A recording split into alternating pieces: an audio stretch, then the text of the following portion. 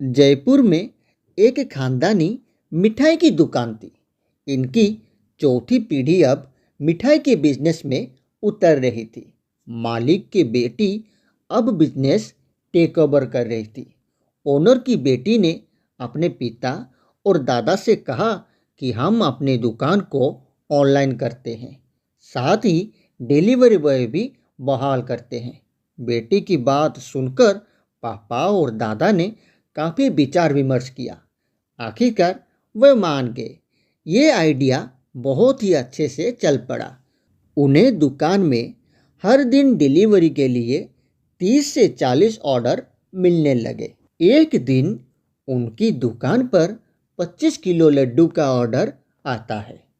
शर्त ये थी कि डिलीवरी रात के 2 बजे होनी चाहिए। दुकान के मैनेजर ने कहा कि 5 किलोमीटर से दूर और नाइट डिलीवरी के लिए एक्स्ट्रा चार्जेस लगते हैं। साथ ही आपको पहले ऑनलाइन पैसे जमा करने होंगे, तभी यहाँ से ऑर्डर निकलेगा। ये सुनकर ऑर्डर देने वाले ने बात मान ली और बिल के अनुसार पैसे जमा कर दिए। फिर क्या था, 25 किलो लड्डू का ऑर्डर पैक हो गया।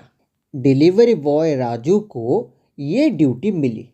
रात के 1:30 बजे राजू 25 किलो लड्डू का ऑर्डर लेकर जयपुर के बाहरी इलाके में डिलीवरी के लिए निकल पड़ा। ठीक 2 बजे रात को वो पते पर पहुंच गया। परंतु ये क्या, यहाँ पर एक झोपड़ी के अलावा कुछ भी नहीं था।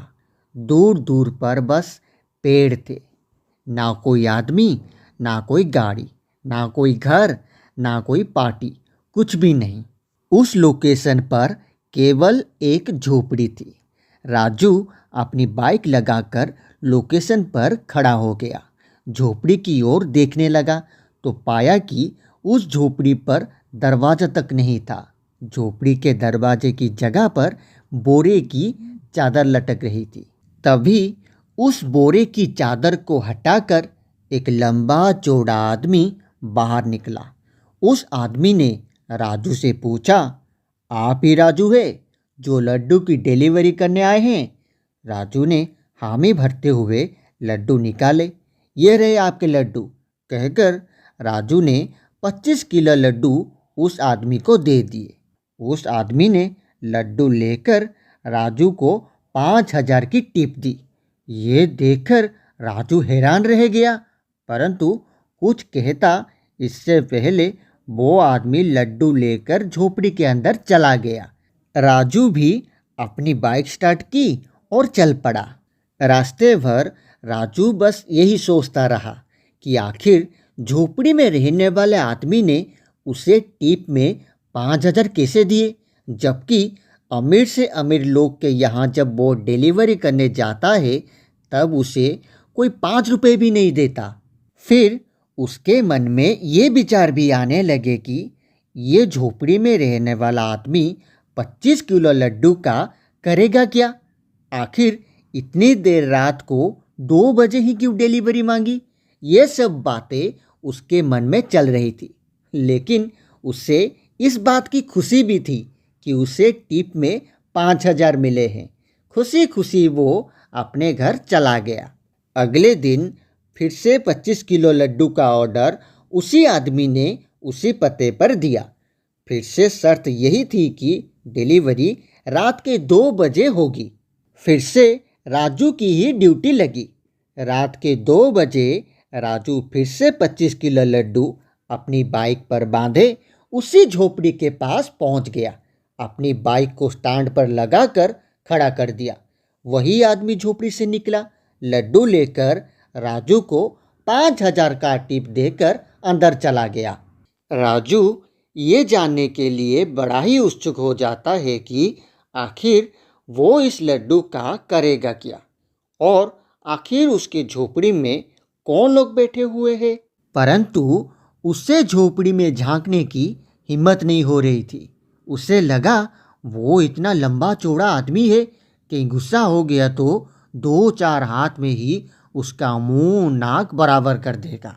वो यह सब सोच ही रहा था कि तब तक वो आदमी फिर से बाहर निकल आया उसने राजू से पूछा, क्या हुआ भाई, अभी तक गए नहीं?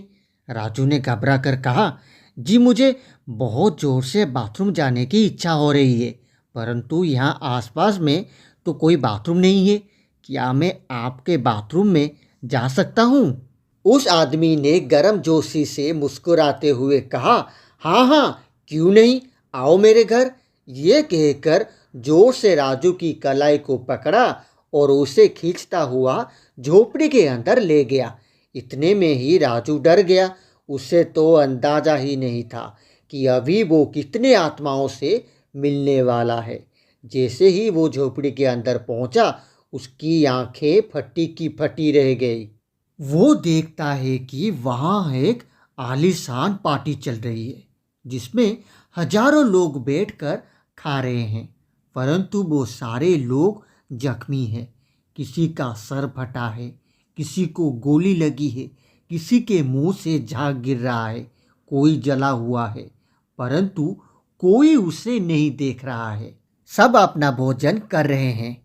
राजू का हाथ पकड़कर वो आदमी 40-50 कदम चल चुका था। अब 3-4 कदम सीढ़ियाँ चढ़ रहा है। पसीने से लथपथ राजू की सांसें डर से चढ़ जाती है। सीढ़ियाँ चढ़कर वो आदमी राजू से कहता है, ये रहा आपका बाथरूम, और वहाँ से चला जाता है। राजू जल्दी से दरवाज़ा बंद कर लेता है। उसके चेहरे की हवाइयाँ उड़ जाती है। वो सोचने लगता है कि इतनी छोटी सी झोपड़ी के अंदर ये हजारों लोगों की दावत कैसे चल सकती है? क्या मैं भूतों के बीच फंस गया हूँ? इतने सारे मरे हुए लोग यहाँ बैठकर भोजन कर रहे हैं, मैं यहाँ से आखिर कैसे भागूं? डर के मारे राजू ने सोचा कि मैं बाथरूम का दरवाज़ा खोलूंगा और सीधा दौड़ना शुरू कर दूंगा, ना दाएं देखूंगा ना बाएं देखूंगा। हिम्मत जमा करके भगवान का नाम लेकर राजू बाथरूम का दरवाज़ा खोलता है। दरवाज़ा खोलते ही वो सीधा दौड़ना शुरू कर देता है। अरे ये क्या! 2 कदम दौड़कर ही वो सीधा जाकर अपनी बाइक से टकरा जाता है। अब उस अंधेरी सन्नाटेदार रातों में वहाँ कोई झोपड़ी भी नहीं थी। राजू जैसे तैसे करके अपनी बाइक को स्टार्ट करता है और वहाँ से भागता है। वो सही सलामत घर तो पहुँच जाता है, लेकिन डर के मारे बीमार हो जाता है और बाद में वो उस नौकरी को भी छोड़ देता है।